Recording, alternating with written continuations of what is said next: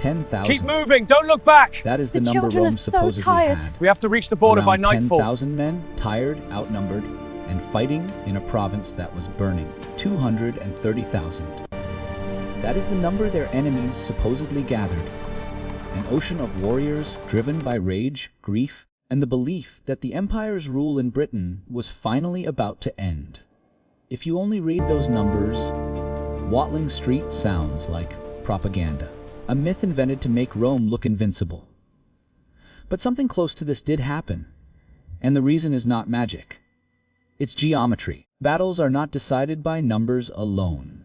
They are decided by shape, terrain, formation, timing, cohesion, and whether an army can turn its courage into controlled force. Watling Street is the moment where Rome proves its most dangerous skill, turning a smaller, disciplined force into a machine and forcing a much larger force to fight in a way that makes its size almost useless. To understand why, you have to start with the revolt that made this battle unavoidable. The name that echoes through Roman Britain is Boudica. She was the queen of the Iceni, a people living under Roman rule. But her story is not simply Rome vir as barbarians.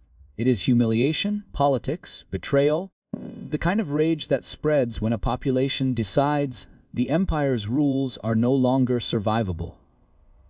After the death of her husband, the way Roman authority handled the succession and treated her family became a spark in dry grass. That spark lit a wildfire. Tribes that had been watching Rome with resentment suddenly had a banner to gather under. The revolt struck Roman centers with a fury that shocked the province. Towns burned. Civilians fled.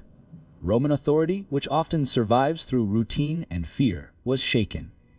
Because when a province sees Rome can be hurt, the idea of Roman inevitability collapses.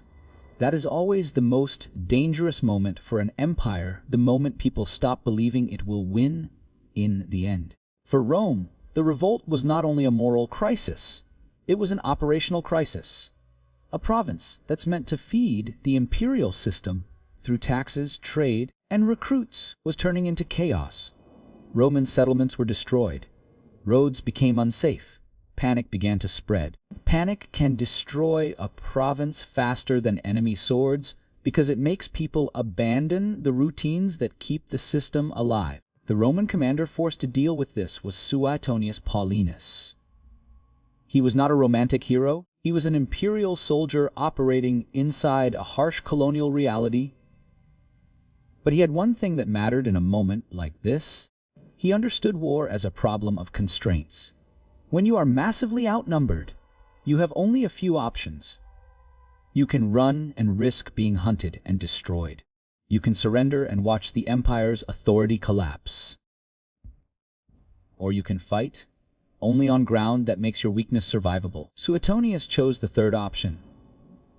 And that choice is the real beginning of Watling Street, because Suetonius understood a truth that Boudica's coalition could not afford to learn too late. A huge army is only huge if it can deploy, if it can spread out, if it can surround, if it can rotate fresh fighters into the front, if it can maintain pressure across the entire enemy line.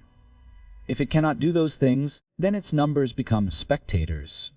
They become bodies waiting behind bodies, unable to contribute where the killing happens. So Suetonius needed a corridor, a narrow approach that limits the enemy's width, a position protected by terrain, woods, slopes, or rough ground, that prevents flanking, a place where only a fraction of the Britons can reach the Roman line at any moment. Once the battle is forced into a funnel, the equation changes. It stops being 10,000 versus 230,000. It becomes 10,000 versus whatever can fit into the front. That single decision turns impossible into possible. Now picture the psychological contrast as both forces face each other. On Boudica's side, the mood is massive, loud, and emotional. The revolt had momentum. The coalition believed Rome was collapsing. Many fighters were not professional soldiers, but warriors and civilians driven by revenge and liberation. Their energy was real, and energy can win battles if it becomes coordinated force. On the Roman side, the mood is different. The Roman army is smaller and likely exhausted, but it carries discipline. Training built precisely for worst-case moments. Roman soldiers are taught to hold formation when fear says run, to obey timing when adrenaline says charge, to stay steady while the enemy screams. Rome often looks calm in situations where calm shouldn't exist, and that calm is not moral superiority, it's survival engineering. Suetonius also had another advantage: the Roman toolkit. Roman heavy infantry was built around a brutal sequence: absorb the charge, break momentum, and then advance with controlled pressure. Their shields were not only protection, they were a moving wall. Their pila, heavy javelins, were thrown not randomly, but in timed volleys designed to disrupt the enemy's first wave. Against a crowded mass, pila create chaos at the moment cohesion matters most. Boudica's coalition carried the psychology of victory, and that psychology can be dangerous. When you expect an easy win, you stop thinking like a commander. You start thinking like a crowd, and crowds are easy to trap. When you are outnumbered like this, the battlefield is not a backdrop. It is a weapon. Suetonius understood that open ground would kill him. Open ground would allow Boudica's warriors to spread wide, surround the Roman line, and apply pressure from multiple directions. A smaller force can't hold a circle forever. If Rome fought in the wrong place, discipline would be overwhelmed and the battle would end quickly. So, Suetonius selected ground that prevented encirclement. Most descriptions of Watling Street point to a narrow front with terrain, often woods or rough land, protecting the Roman rear and flanks. The exact site is debated, but the tactical principle is clear: force the enemy to attack through a funnel. In a funnel, the enemy cannot deploy its numbers. It must fight in compressed waves. Compression is deadly. Boudica's coalition was huge, but it was not uniform. It was made of different groups, warbands, and fighters. Many were brave and motivated, but bravery is not a formation. And a massive coalition, when compressed, becomes vulnerable to its own momentum. If too many people surge forward at once, they create congestion. Congestion kills maneuver. It kills rotation. It kills clarity. The front line cannot step back cleanly. Fresh fighters cannot replace tired fighters smoothly. People bump and collide. Weapons become harder to use properly. The Roman army, by contrast, is built for controlled violence. Roman infantry holds a coherent line. Officers enforce spacing. Standards provide anchors.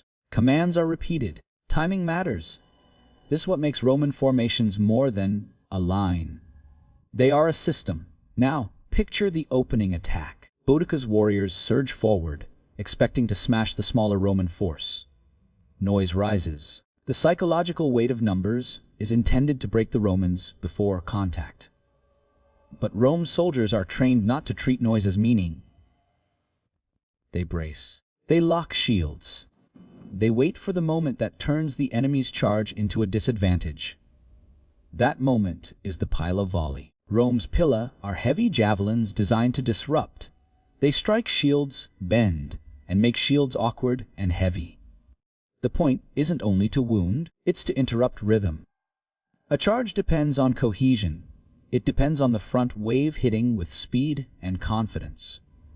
Pila volleys break that confidence. Fighters stumble. Shields become liabilities. The first wave loses momentum. And in a funnel, that loss is catastrophic because the wave behind keeps pushing forward. Now the front line is trapped between the Roman wall and its own crowd. This is where the Roman shield wall becomes more than defense. The Roman wall absorbs impact and holds its shape. If the wall holds, the enemy's momentum becomes congestion. Congestion becomes panic, and panic spreads fast when thousands of people are packed into limited space. But Rome still has to be careful. If Roman soldiers break formation to chase individuals, they open gaps. If gaps open, the Britons can flow around and attack flanks. So Suetonius needs discipline not only to hold, but to win correctly. A smaller force wins by never giving the larger force chaos.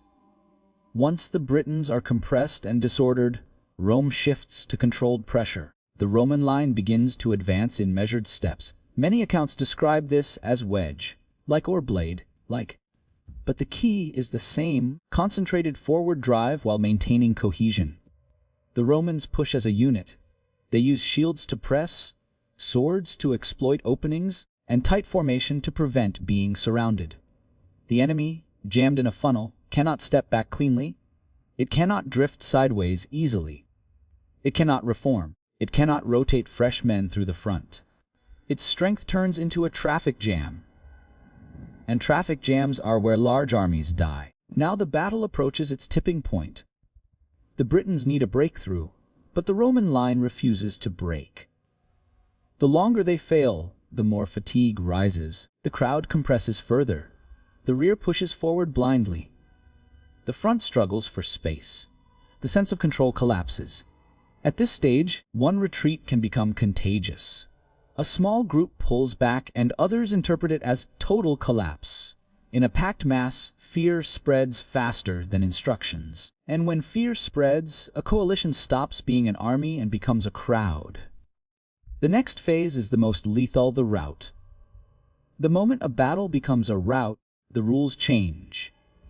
Before the rout, war is still a contest. After the rout, it is collapse. And collapse is where the majority of killing happens, because the defeated stop fighting as an organized force and start running as individuals. At Watling Street, the Britons' greatest advantage, mass, became their worst weakness the moment momentum failed.